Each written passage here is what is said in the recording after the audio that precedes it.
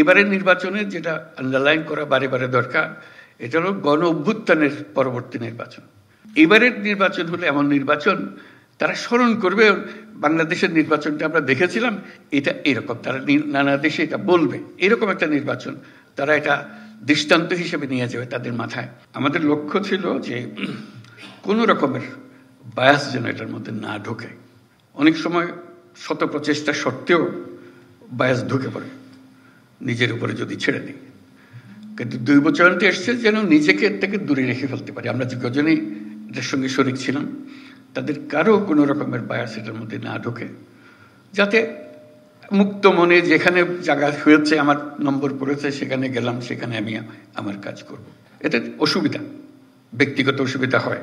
কোথায় গেছি পড়লাম, চিন্তা করি না কোনোদিন এখানে কাজ করতে হবে। আমরাও ভাবি না যে এর জায়গায় এখানে হবে, ওর জায়গায় এখানে হবে।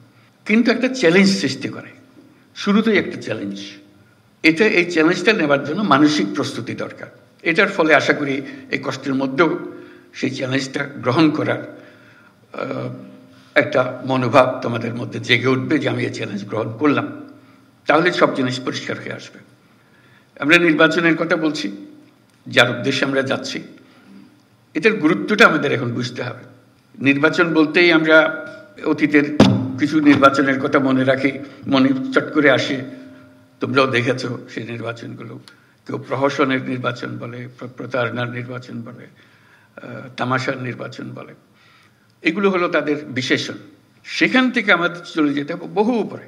কাজে এই দূরত্বটুকু আমাদেরকে অতিক্রম করতে হবে, যে লোকে মনে যেন জানে এই পরিবর্তন সম্ভব এবং তোমাদের মাধ্যমেই সেই পরিবর্তন হবে। কাজে এই 2 বছরের মাধ্যমে যারা নির্বাচিত হলো তোমরা, তারা একটা ঐতিহাসিক দায়িত্ব পালন করার জন্য, সাধারণ দায়িত্ব পালন করার জন্য। সাধারণ দায়িত্ব সবসময় দিক থেকে এখানে যাওয়া সব হবে, কিন্তু একটা ঐতিহাসিক দায়িত্ব পালন, এটা ইতিহাসে যেন স্মরণ করে। এখানে তোমরা অনেক কথা বলেছো, তার মধ্যে বাইরের যারা পরিদর্শন করবে, আসবে, পর্যবেক্ষণ দল আসবে, তারা আমাদের খুদ ধরার চেষ্টা করবে, আমাদের এটা হয় নাই, ওইটাই ব্যবহার হলে ভালো হতো বলবে।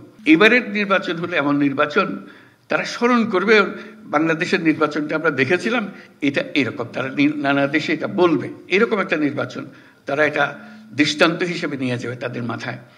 বারে বারে বলবে এই নির্বাচনের মতো নির্বাচন আমরা কখনো দেখিনি, আমরা এই কাজ করি, এটা আমাদের একটা পারদর্শিতা আছে।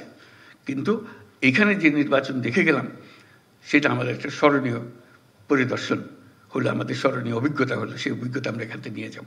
সেই ধরনের একটা নির্বাচন আমরা করে যেতে চাই।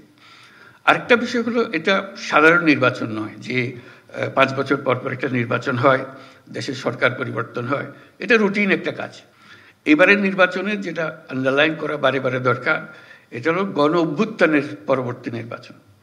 গণ অভ্যুত্থানে যারা শরিক হয়েছিল, আমরা যারা এর সঙ্গে আছি, যুক্ত আছি, এটা তাদের আদর্শ, তাদের স্বপ্ন বাস্তবায়নের ক্ষেত্রে সেই বাস্তবায়নটা আমাদের এই নির্বাচনের মাধ্যমে আমরা করে যাব। যে এই নির্বাচন তোমরা যে স্বপ্ন দেখার মাধ্যমে জীবন আত্মত্যাগ করেছ, সেই আত্মত্যাগের পেছনে যা যা তোমাদের মাথায় ছিল, সেটাকে আমরা এখন স্থায়ী রূপদান করতে যাচ্ছি। এটা বলতে গেলে গিয়ে ভূমিকম্পের কথা মনে হয়। আমরা গত রাত্র কিছু ভূমিকম্প নিদর্শন পেলাম। এই নির্বাচন সেই নির্বাচন যেখানে বিল্ডিং কোড তৈরি হবে, যারা বিল্ডিং কোডটা তৈরি করবে তাদের হাতে এই দায়িত্ব দেওয়ার জন্য। তার সঙ্গে যে গণভোট আসছে, এটা শুধু 5 বছরের নির্বাচন, সনাতন নির্বাচন তা না, এটার একটা বড় গুরুত্বপূর্ণ জিনিস হলো গণভোট। সেটা হলো বিল্ডিং কোড। এই বিল্ডিং কোডটা আমরা তৈরি করে দিয়ে যাব, যেটা 100 বর্ষ ধরে এই দেশকে, এই জাতিকে সামনে এগিয়ে নিয়ে যাবে।